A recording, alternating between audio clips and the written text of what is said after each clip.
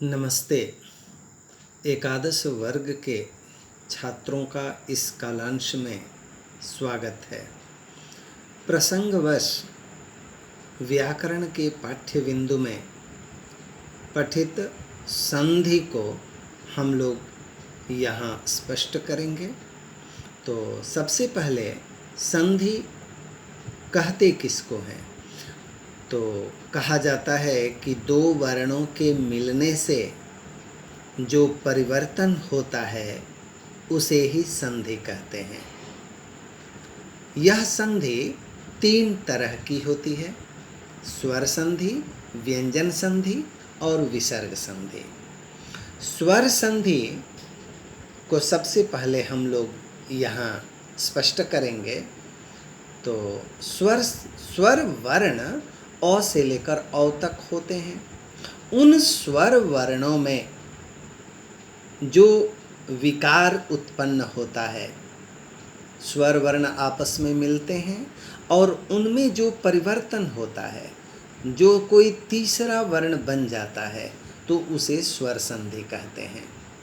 तो स्वर संधियों में निम्नलिखित स्वर संधियों को हम लोग यहाँ देखेंगे: दीर्घ संधि, गुण संधि, वृद्धि संधि, यण संधि और अयादि संधि। दीर्घ संधि, दीर्घ कहने का मतलब ह्रस्व दीर्घ स्वर के भेद होते हैं।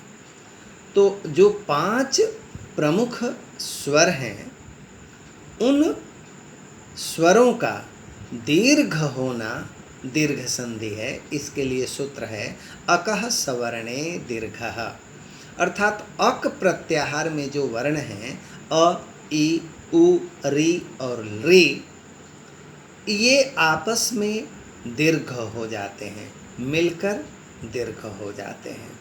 तो दीर्घ क्या होता है? अ या आ के बाद अ या आ आता है तो आ होता है। ह्रस्वई दीर्घई के साथ यदि ह्रस्वई या दीर्घई मिलते हैं तो दीर्घई होता है। ह्रस्वऊ और दीर्घऊ के बाद ह्रस्वऊ या दीर्घऊ आता है तो दीर्घऊ होता है। ह्रस्वरी या दीर्घरी के बाद ह्रस्वरी या दीर्घरी आता है तो दीर्घरी होता है। यही आ, दीर्घई, दीर्घऊ, दीर्घरी का होना ही दीर्घ संधि है। री चूँकि वेदों में पठित है, अभी अप्रासंगिक होने के कारण यहाँ इसकी चर्चा हम लोग नहीं करते हैं। एक एक उदाहरण के द्वारा हम इसे और स्पष्ट रूप से देखेंगे। आ जोड़ आ ही होता है। इसके लिए तथा जोड़ अपि, तथा में आ, अपि में आ मिलकर आ बना तथापि। वैसे ही रवि जोड़ इंद्र, ह्रस्वई ह्रस्वई, दीर्घई हुआ रवींद्रः। भानु जोड़ उदय, भानुदय। पितृ जोड़ ऋणम, पितृणम। इसी प्रकार गुण संधि देखते हैं। गुण संधि में आदि गुणः सूत्र दिया जाता है। अ या आ के बाद ह्रस्वई या दीर्घई आता है तो ए, अ या आ के बाद ह्रस्वऊ या दीर्घऊ आता है तो ओ, और अ या आ के बाद ह्रस्वरी या दीर्घरी आता है तो अर होना, यही गुण संधि है। देव जोड़ इंद्रः, देवेंद्रः। सूर्य जोड़ उदयः, सूर्योदयः। महाजोड़ ऋषि, महर्षि। यहाँ हम लोग देखते हैं कि अ ई मिलकर ए हुआ, देवेंद्र। सूर्य में अ और उदय का उ मिलकर ओ बन गया, सूर्योदय। महा में आ और ऋषि में री मिलकर महर्षि, ऐसा बना। यही हम लोग स्वर संधि में गुण संधि को देखते हैं। इसके बाद हम लोग देखते हैं वृद्धि संधि।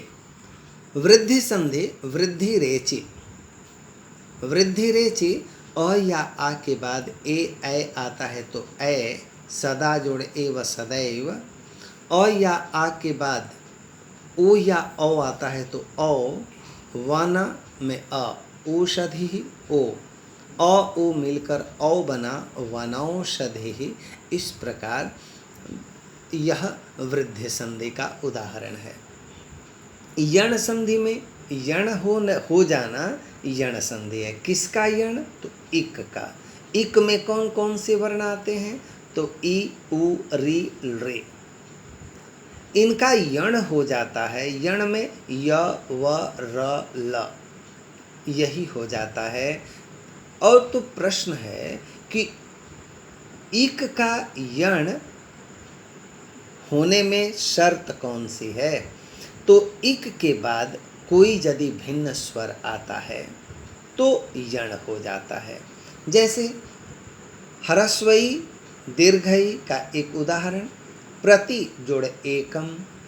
अब ह्रस्वई के बाद ए आता है, भिन्न स्वर आता है। भिन्न स्वर करने का मतलब ह्रस्वई या दीर्घई से भिन्न।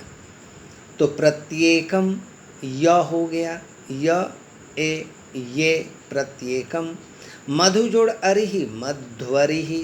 पितृ जोड़ आदेशः, पित्रादेशः। लृ जोड़ आकृतिः, लाकृतिः। इस प्रकार हम लोग देखते हैं कि ये यण संधि स्वर संधि का एक महत्वपूर्ण और सर्वमान्य संधि है। इसका अभ्यास हम लोगों को निरंतर करते रहना चाहिए। पुनः अब हम अयादि संधि देखते हैं। अयादि संधि में अय आदि का होना अयादि संधि है।